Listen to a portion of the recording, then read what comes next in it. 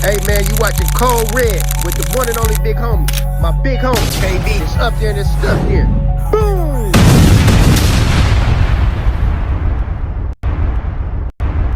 Ricardo or more, drink like a boss. Don't care about anything but the dough. It's time to come up.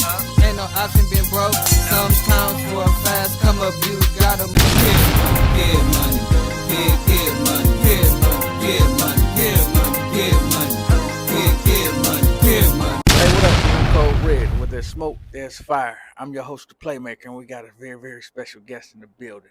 We got Young Q-Dogg in the building. Q-Dogg, what's up? Hey, how y'all doing, world? What's going on with you? Not much. I'm chilling, man. I'm honored to be here. It's a pleasure. You know, never thought I'd even be here, but hey, here we is. We here. You made it. Definitely. Say, man, I got some in-depth questions I'd like to ask you. You ready? Oh yeah. Man, let's get right to it. So, Q, for the people that don't know, tell them where you from. I'm from Milwaukee, Wisconsin. 14th and Keith, 53206. 14th and Keith? Yeah. Man, it's rough around there. Hey, but the strong survive, you know what I'm saying? Yeah, it's all about what you involve yourself in, how you move, you know. You gotta think before you do things. You better say it, man. You better say it. And that's important. You might not know that now as a youngin, but it's eventually gonna hit you sooner or later. So you came up on Keith Street. What was it really like on Keith Street? Well, it was pretty good to me. I mean, everybody on the block owned their houses, so you know all the kids grew up together. Some of the same people is over there right now because some of the same people still own the houses. So, oh, okay. So you grew up in more of a family-like oriented neighborhood. Right. And see, on our block, on 14th, almost everybody owned their own house. So, of course, all the families got to know each other. If you went down the corner, that's where it was ran down. Okay. You know, that's where it was dangerous. Oh, it get dangerous over there. Yeah, it was dangerous around the corner. Like, you can go down the street, on the next block, you don't never know what you're going to see. On our block, we always kept it, you know, neutral. Because some people would invade it, but not like that. But, you know, they'll be on there and something happened that has nothing to do with none of us. So you came up on the good side of Keith. I came up on the great side of Keith. No doubt. I wouldn't have it no other way. I wouldn't have it no other way. No doubt, no doubt. So, Q, you found your love for music, right? On Keith Street? Keith Street, and I would say in high school. What high school you going to? I went to North Division High School. Shout out Class 05. North Division High School. You want to hear something crazy? I'm an alumni of North Division High School. Oh, that's what's up. I'm a Blue Devil. Shout out Cheers. Blue Devils. Cheers to all the Blue Devils. Shout out to all the Blue Devils, man. We in here. No doubt. So you went to North Division. You found your love for music at North Division, and how was that? Well, how could I say this? We started doing this stuff on the computers just as some random after school activity. It was just something I wanted to try. And eventually, it started, you know, as the days went on, it stuck. So y'all, was it like a music class or after school program? Well, I wouldn't necessarily say it wasn't either. Just mentor said, okay, I got these at the time Fruity Loops, and I got this soundtrack on this Mac computer. Hey, you want to see if I could show you how to, you know, generally make some music. Long story short, and pretty much the rest is history. Wow, they was teaching that in school, huh? Well, I had a private session. That's how you say it was teaching. It couldn't have been that. Hold on, don't tell me. It'll be more than me just doing it at that point. Don't tell me you was in detention. No. Okay. No. As long as you wasn't in detention. No. All right. So you found your love for music at North Division. The mentor said, "Hey, try this out," and he put you on something that you never thought you would be involved in. Or even keep going to this day. For that matter, that was 20 years ago. That's crazy. Yep. So, when did you develop the name Young Q-Dogg? It was the first and only name I've ever had. Believe it or not. So right then when the mentor said, I'm going to show you this, and you figured you wanted to be a rapper, you came up with the name and stuck with it. Yeah, but actually the name came second. You know, it took a while because you sorting through all these names. What were some of the names you had? That was the only one. I couldn't think of nothing else. Oh, Young Q-Dogg. Yeah, I was always called Quan, real name Quan. So okay. And then somebody one day say, "Hey, Q-Dogg!" Like one day just yelling down the block. And the light went off, huh? Yeah. However, I had to slide the Young in front of it because it was too many, so I wanted to stand out. Okay. Well, Young is a common name too. When you look at it, it's like Young this, Young that. Yeah, but it wasn't. How many would you think it was 20 years ago? It was a lot of Youngs. It was a lot of littles. I can only think of 3. Well, you young. Young Q-Dogg. No, I'm talking about 20 years ago. In like 2005. 2005, it was a lot of Youngs. I mean, that era. I remember a lot of Lils. Yeah, that's because Lil Wayne was real popular then. I remember that. Yeah. It was Youngs, but not as many as Lils. Yeah. It didn't outnumber that by a fraction. Yeah, absolutely. I agree with you on that. So you step into the music. Do you remember the first song you recorded? I don't. I really don't. I remember how I recorded it, but I don't really remember the first song I recorded. How you recorded it? Shoot, I just made some random beat, put a file on the computer, and you had a mic, like a circle right there. This is before we knew anything about a condenser or a dynamic mic or anything of that nature. And so when did you actually get into a real studio? How old were you? I was in my first real studio when I was probably about 16, 17 years old. So that had to have been in 2004. 2004. It wasn't consistent until I was about maybe 20, 21. So you start taking the music real serious at 21. Earlier than that. Okay. First mixtape came in 2007, so everybody know. What was the name of it? Rags to Riches Volume 1. You can find it on the website on my mixtape library. It's the very first one. Okay. What was the hit song off of that? I ain't heard it in so long, I had to go back and go check it out myself. Okay. But I had a song called If You Want to Get Jumped. I'm young, so cut me a little slack here, because all that stuff y'all hear on there, y'all wouldn't even hear me saying no more. If you want to get jumped, huh? Right. My younger self would have been like, man, my older self to my younger self would have probably double slapped. Man, but that was the time where they was talking like that, so I guess you was fitting in with what was going on. Basically, and then everybody when they're young, they just going after, okay, what do you think people latch on to? You know what I'm saying? What is it that sells records?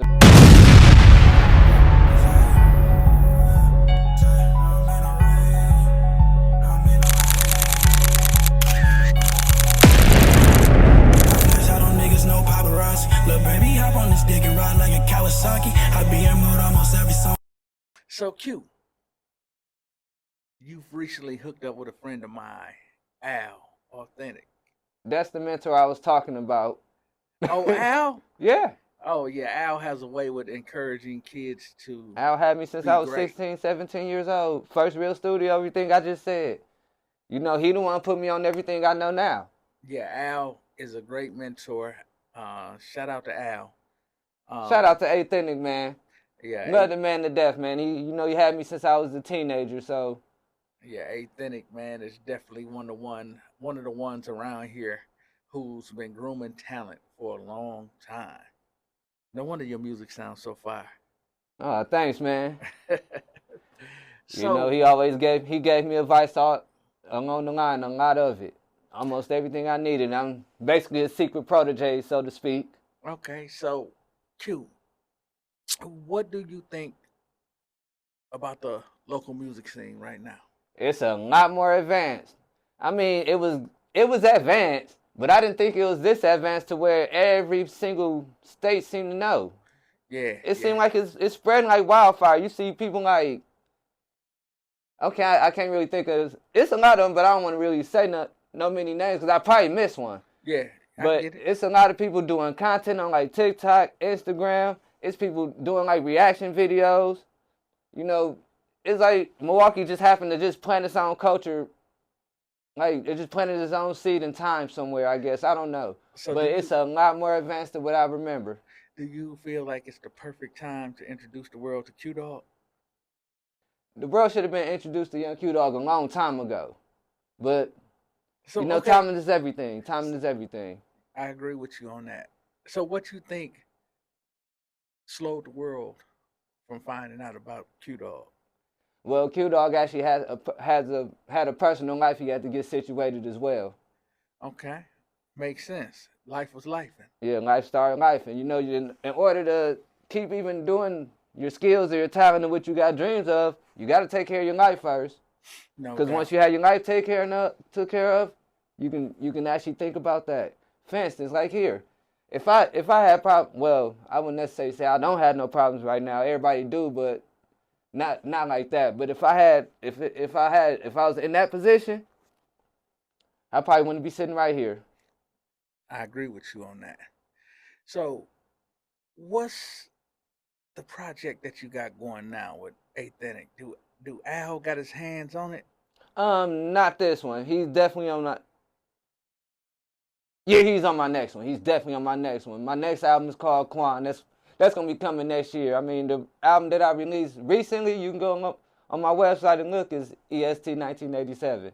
You know, shout out to Hitmaker, shout out to Tizzle. Okay. You know, shout out to Richie and them dog for the tracks. You know, they did their thing. You know, they are the producers that came through. You know, two of them is from here, Hitmaker and Tizzle. Okay, Tizzle. Shout out to Tizzle. So tell me, what's the hit song off of that? Well, I really ain't picked no hit song, but the video I was going for is the song produced by Tizzle. It's called Maintain. Okay. So the world need to hear that. Yeah. And also another joint on there produced by Tizzle, Slap the Fuck Out. Okay. That's the jam. I love that one. That's and I even sent him the tracks and he thought they was great. So shout out to him for that too. And you know I got to mention that in this interview. I mean, I know I got my people that I talk to, you know, and we may not talk every day because, you know, we take care of things, everybody adults, but I don't forget about people that, you know, that come through. I never do. Because I love everything everybody ever do for me.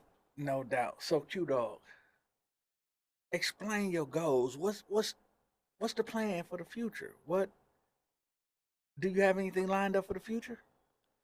Yeah, like, maybe starting my own production company. Okay. Also, starting my own IT firm. You know, but that's a different category. Oh, you off in the IT? Oh yeah. I'm real good at IT. Oh yeah? I'm real good. That's like my playing field. That's my battlefield right there. Okay. So when you talk about IT, I guess it's safe to say you head of the AI thing that's going on right now. Oh no, I ain't gotten to that yet. That's pretty brand new to me still. Okay. Because I was in IT, even before iPads came out. So. Okay. Okay. I was in IT back when iPods were still here. Well, I wish you all the luck on that.